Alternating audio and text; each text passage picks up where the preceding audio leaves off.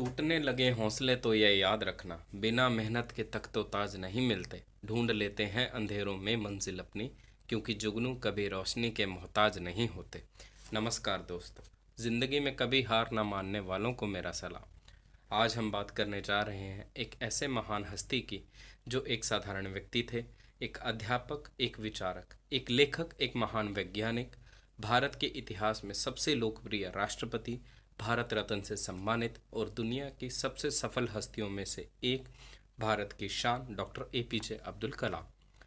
यूं तो डॉक्टर कलाम की ज़िंदगी सफलताओं और उनकी उपलब्धियों से भरी हुई है, मगर आज हम इस वीडियो में बात करने जा रहे हैं उनकी जीवन में आई असफलताओं की, उनसे निपटने की और युवाओं को उनके संदेश की। तो चलिए बात करते हैं उनकी पहली असफलता की, जो कि सन 1958 में हुई। डॉक्टर कलाम के लिए एक फाइटर पायलट बनना उनका सबसे प्रिय सपना था, लेकिन वह इसे पूरा नहीं कर पाए। उनको इंडियन एयरफोर्स ज्वाइन करने की बहुत इच्छा थी, लेकिन वे सिर्फ एक स्थान से रह गए।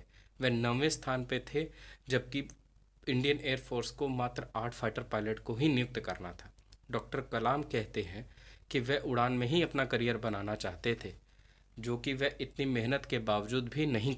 इसके बाद इनकी ज़िंदगी में सबसे बड़ी असफलता सन 1989 में आई। डॉक्टर कलाम अपनी biography the wings of fire में श्रीहरिकोटा से SLV-3 के ट्रायल लॉन्च के बारे में बताते हैं। इसे 10 अगस्त 1979 में लॉन्च किया जाना था।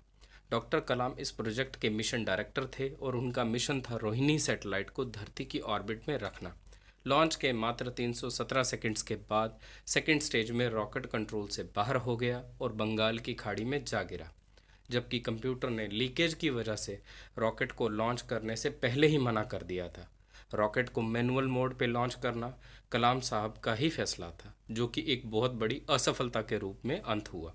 इस असफलता के कारण करोड़ों रुपए, हज़ारों लोगों की सालों की मेहनत, इसरो की साख और डॉक्टर कलाम साहब की छवि को बहुत नुकसान हुआ। पूरी दुनिया देख रही थी। यह डॉक्टर कलाम के लिए ही नहीं बल्कि पूरे देश के लिए भी बहुत बड़ी असफलता थी। इस असफलता के कारण उन्हें पहले की वह हर चीज़ याद आने लगी जो कि वह नहीं कर पाए। होवरक्राफ्ट नंदी का बंद हो जाना, RATO का बंद होना, SLV डायमोंटे 4 स्टेज का बंद हो जाना, ये सब उनके लिए फिर से जीवित हो गए। अब हम देखते हैं कि डॉक्टर कलाम ने इस असफलता को कैसे संभाला और वह इस किस्से से नौजवानों को क्या नसीहत देना चाहते हैं। डॉक्टर कलाम ने राष्ट्रीय स्तर पर असफलता की जिम्मेदारी स्वीकार कर ली, लेकिन व्यक्तिगत स्तर पर उन्होंने खुद को दुख और निराशा का शिकार नहीं होने दिया। उनकी पूरे प्रोजेक्ट के सदस्य उनके पीछे चट्टान के तरह खड़े थे। इससे उन्हें बड़ा प्रोत्साहन मिला। हमेशा सकारात्मक सोच रखने वाले कलाम ने असफलता के कारणों पर बारीकी से विश्लेषण किया, अपनी गलतियों से सीखा, समझदार बने और आगे बढ़े।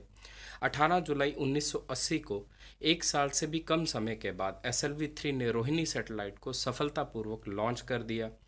यह एक राष्ट्रीय सपने को साकार करने का पल था। भारत के इतिहास में एक नया अध्याय की शुरुआत थी।